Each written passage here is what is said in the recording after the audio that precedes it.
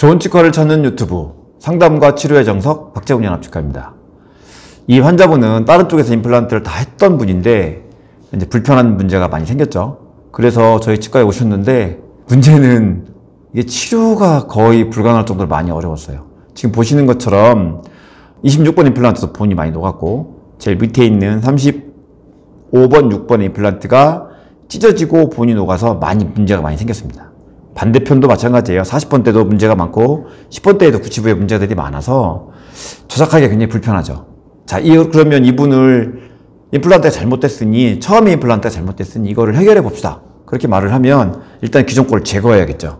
제거를 할 때 생기는 문제가 어렵고 일단은 그 다음에 제거할 때 하치조신경에 위험 주지 않으면서 뭘 하는 것도 어려울 뿐만 아니라 이거를 까맣게 보이는 부분들을 뼈를 재건을 해야 되는데 사실 그게 굉장히 어려워요. 두 번째는 이 사람이 진짜로 이렇게 뼈가 많이 녹으면서 임플란트 다 망가진 이유는 첫 번째 임플란트를 했을 때 시술한 사람이 소홀히 했다.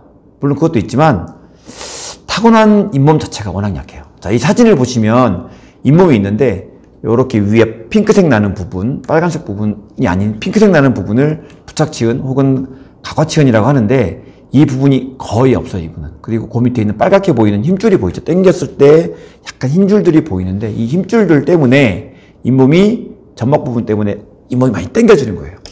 저희가 치아 구조를 보면 치아가 이렇게 있을 때 치아 부분에는 부착치은, 각화치은이라는 부분이 단단하게 붙어 있고요. 요 밑에 점막이 펄럭펄럭 움직이면서 말을 하거나 음식을 먹을 때 편하게 할 수 있는 조직이 붙어 있는데 여기는 사실 밑에 근육이 좀 붙어 있어요.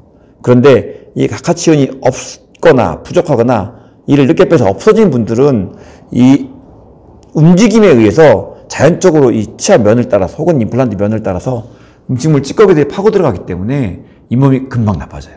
이분을 사진을 보면 각화치은이 전혀 없습니다. 즉 이분은 재건을 하려면 어떻게 되냐면 임플란트를 잘못된 걸 뽑고 각화치은을 만들어주는 뼈이식 잇몸이식 수술을 여러 번을 통해서 각화치은을 만들어주고 이 단계가 좀 많이 아프고 힘들긴 해요. 그 다음에는 뼈이식을 해서 까맣게 보인 부분을 뼈로 만들어주고 그 다음에 임플란트를 시작을 해야 됩니다. 첫 번째 임플란트를 시작했을 때 이 뼈를 보존하기 위해서 당신은 각화치은이 부족하니 치은 이식술을 통해서 잇몸도 먼저 만들어주고 뼈를 보존해서 임플란트 튼튼하게 씁시다. 이렇게 갔으면 좋았을 텐데 사실 너무 어려운 술식이다 보니까 개인 치과에 잘 안 하죠. 물론 저희 치과에서는 합니다. 그래서 얘기를 하는 건데 처음에 임플란트를 했을 때 잇몸 상태를 고려하고 그 다음에 부착치은과 점막 등에 대한 고려도 있고 그 다음에 뼈를 어떻게 세심하게 보호해서 임플란트를 오래 쓸 수 있는 계획을 했더라면 이게까지 가지는 않았을 거예요. 이 환자분의 문제는 뭐냐면 오른쪽을 잇몸 이식과 뼈 이식을 통해서 재건을 한다 하더라도 다시 오른쪽으로 넘어갈 때까지 거의 1년 반인데 오른쪽이 그걸 또 못 버티고 있어요. 근데 문제는 비용이나 난이도 자체가 거의 5배 이상 늘어난다고 봐야 됩니다. 즉 처음에 임플란트를 할 때 내 상태에 맞춰서 잇몸 상태랑 뼈 상태를 잘 보고 그거를 세심하게 배려해서 조심스럽게 임플란트를 해주는 치과를 찾는다면 아예 이런 일이 안 생겼을 수도 있잖아요. 좀 아쉽긴 합니다. 다른 치과에서 임플란트를 여러 개 했었는데 자기 치아도 물론 안 좋아지고 임플란트도 많이 망가져 있는 상황을 봤습니다. 처음에 임플란트를 계획할 때 각화치은이나 치은 상태 그리고 뼈의 상태에 맞춰서 좀 더 세심한 배려를 했더라면 좀 더 오래 쓰는 임플란트를 하지 않았을까.